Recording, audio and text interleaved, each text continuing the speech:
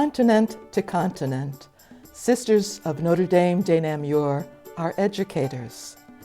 Teach them what they need for life. That's what our sisters do in Japan, the United States, Africa, and around the world. To be effective, they must overcome new challenges every day.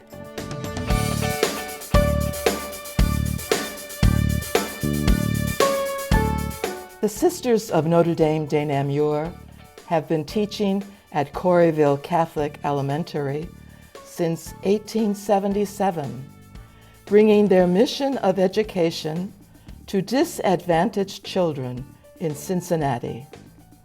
That focus never wavered, but over time, the sisters noticed something missing. Their students didn't have dreams. To remedy the situation, they created and continue to fund Choices for Children, a group of programs for junior high students to help them dream big. From a broad perspective, Choices for Children is a program that helps our students to be successful when they leave Corryville Catholic, whether that's mentoring them in career opportunities for their future or helping them get into Catholic high school. I see it as basically accompanying eighth graders as they prepare to make this very, very significant transition from elementary school to high school. I think the name is indicative of what we hope will be strengthened, and that is their ability to make good choices. Choices for Children supports a variety of outreach programs, including an adult mentoring program. So the mentoring program is really a means of helping them get into high school, fill out their forms, do their essays, but at the same time start to think about what it's going to mean for them to start to become adults. Choices for Children also provides help to parents trying to find the best high school for the individual needs of their child. And because of the Sisters of Notre Dame, we are able to make this possible where they can find different opportunities and to actually get into these schools. So from Corryville Catholic, it is always our goal to have 100% of our students accepted into a Catholic high school here in the city. We traditionally get at least 95% of our students into Catholic high school. Being at Corryville in general just was kind of like, that's kind of like when my life took a turn, I would say. And through the mentoring programs, it kind of just gave me even more opportunity. It made me realize that as a student, I always have to stay focused and concentrate on my goal ahead. It made me realize that I can accomplish things. Whenever they talked, I always listened, and just to say I had way more experience than I did, it kind of helped me because I had no idea what was going to happen in high school next year. The mentoring programs helped me realize what my true talents were and how can I move forward with those talents. How can I bring those talents into the world? Choices for Children is icing on the cake. We support our students and families all through their time here at Corryville, and then right before we hand them off into high school, we get to give them that one last wraparound hug of every piece of support they need for the next step in their education.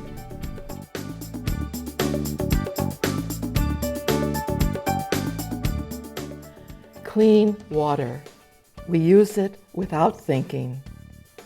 Not so for people in the remote villages of the Democratic Republic of Congo, where the Sisters of Notre Dame de Namur live and teach. The sisters are working to change that with Clean Water for Life, a project that provides photovoltaic energy and clean water systems. Without clean water, the sisters can't maintain sanitation and health. Without electricity, they have no lights, no World Wide Web.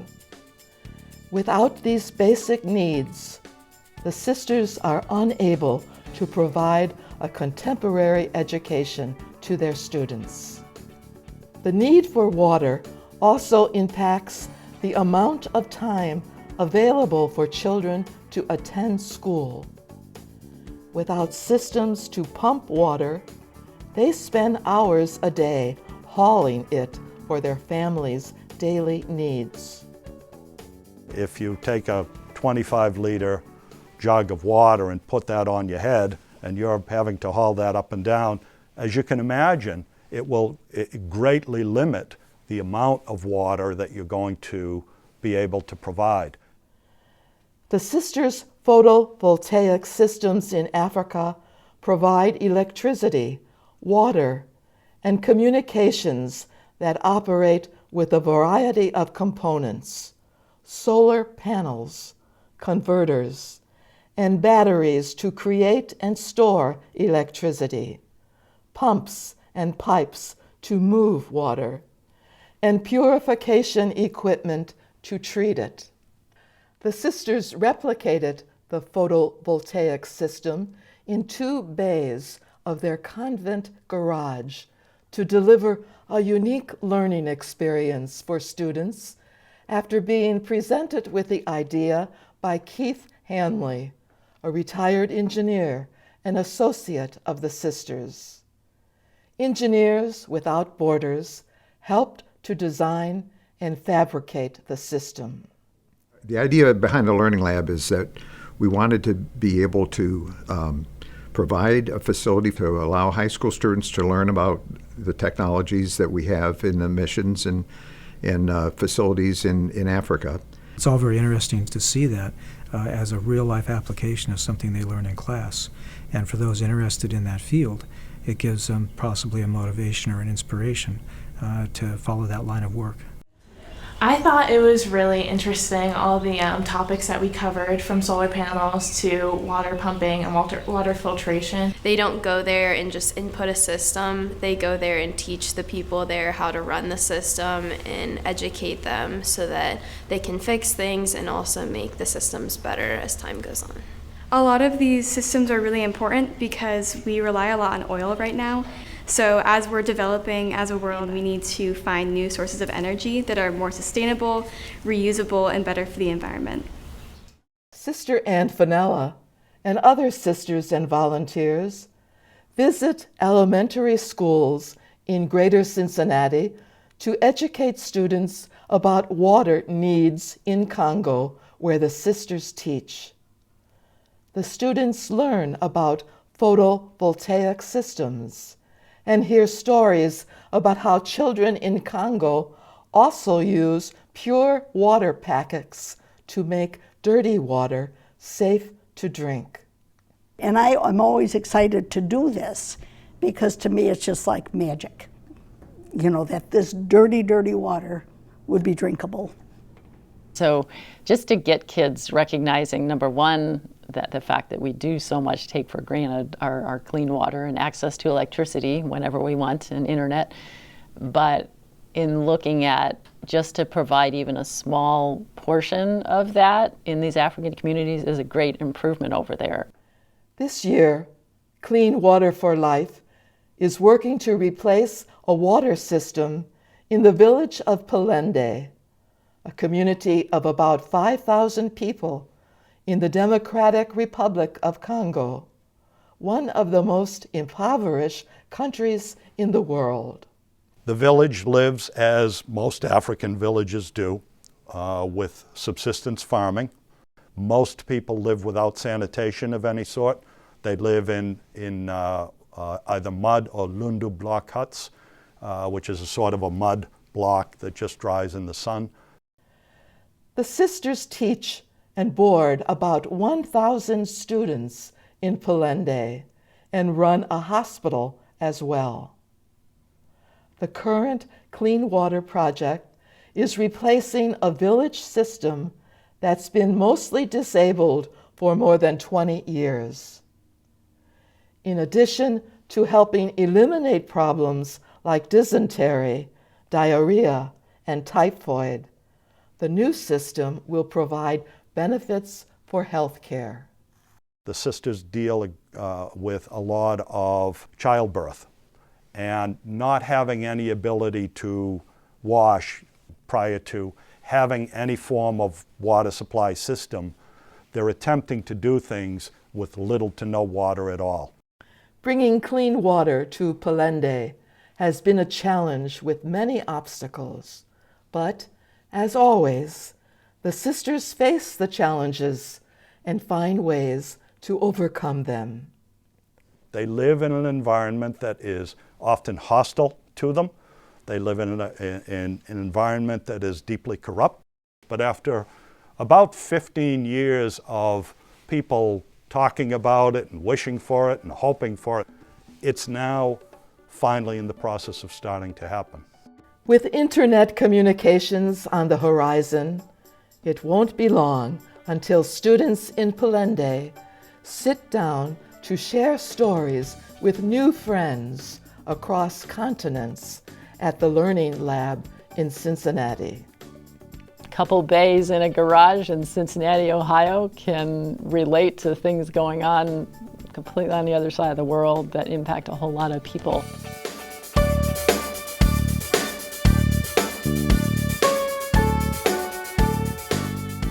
Sister Roseanne Fleming is a dynamo. With a lifetime of work in education, administration, and law, it's hard to measure the extent of her impact. It all started at Summit Country Day, where she first met the Sisters of Notre Dame de Namur. And before I went to college, I told my father I wanted to be a sister in Notre Dame. Different sisters would talk about the missionary experience that the sisters had either in Arizona or Brazil, and it just caught my heart, actually, to want to help people like they were helping people. Sister Roseanne taught at Mount Notre Dame High School, then returned to Summit, where she was head of school and stayed for 15 years. In 1975, she became president of Trinity College in Washington, D.C.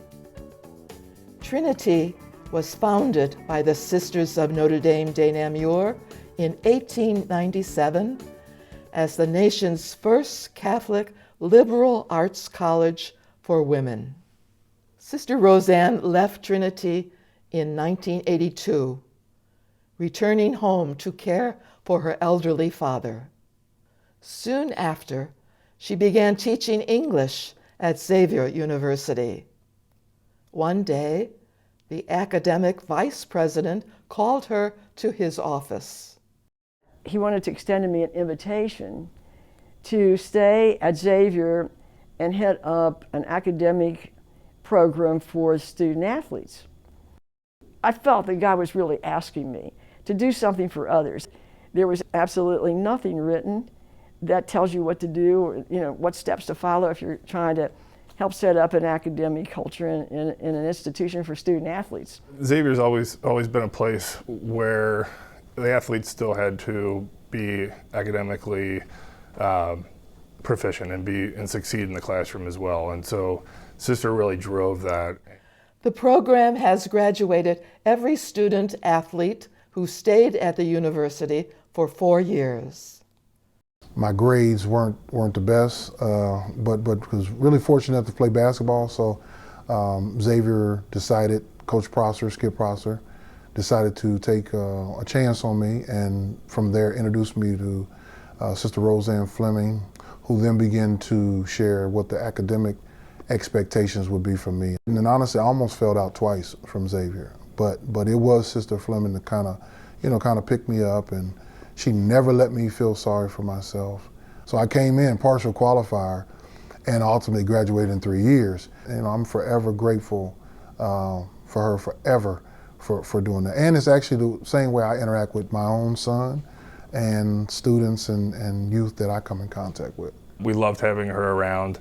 She was always that calming factor, especially after a rough loss or a tough practice where we all gathered as a team after the game, and no matter how irate the coach was at the time, one glance at Sister and everyone had to calm down. Everyone had to get on their knee and say a prayer. And thanks for what we had there in that game, even if it wasn't exactly what we wanted at that point. Sister Roseanne acted as academic advisor in 18 sports and eventually developed coursework called Sport at the Service of Humanity. That's part of Xavier's core curriculum. In addition to a PhD in educational administration, an MBA, and a master's in English, Sister Roseanne earned a law degree in 1989. She's been using it as a volunteer, working nights and weekends on her cases. She has been a volunteer with Legal Aid and has taken more than 200 cases during that time, representing many women in particular who are survivors of abuse, intimate partner violence, and also has served on the board of the Volunteer Lawyers for the Poor Foundation. So it really highlights her professional, strong side, I would say, as well as on behalf of our clients, the warmth and compassion that she may feel for them. She is able to help them really turn the corner to understand that someone is going to advocate for them and that they can then get on with their life. Every day and every interaction that she has, she brings that warm heart, the big hug, the big smile. She really just exemplifies everything that the Sisters of Notre Dame are all about. When you look at her consistency throughout the years of what she's done, just the lives that she's touched, just the humility that she walks in as she's ultimately serving humanity, is just by far just one of the most refreshing and motivating things. If I can make somebody else's life a little bit easier, that's what it gives me pleasure doing.